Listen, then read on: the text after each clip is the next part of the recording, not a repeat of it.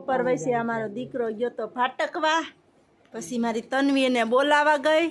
એટલે મારો દીકરો એમ કહે છે કે હું કોઈનો નોકર નથી.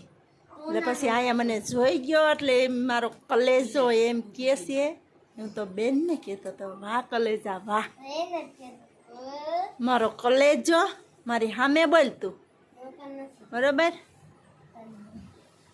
આ બાળ મિત્રો ઉઠીને આવી ગયા સટાણે અને સાદું જ પીવે છે. અને બધા અહીંયા બેહીને મારો પેટ કરું. હા હવે તને વાહ દીકરા વાહ. અને એવી રીતે દૂધ ફ્રીજમાં મૂકવું છે ને તમારે. આવી જ રીતે મારો દીકરો બહુ ડાયો છે. અત્યારમાં બેટ દડે રમવા વિયો જાય છે. એ એક વાટકામાં રાખીને તન્વી મૂકી દેશે, વાટકામાં રાખીને ફ્રીજમાં મૂકી દે. અને મારો દીકરો અત્યારે બપોર વૈસે કેમ જાય છે એ હું જોઉં છું. કાંક કલેજા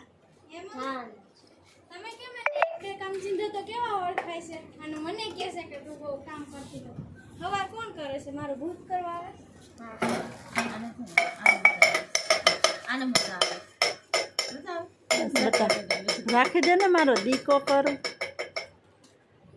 આવી જ રીતે અમારા બાંધણાના વિડીયા જોતા રહ્યો.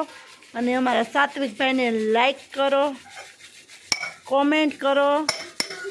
અને વાયડી વેઝા તમને કેવી લાગી કોમેન્ટમાં કહો.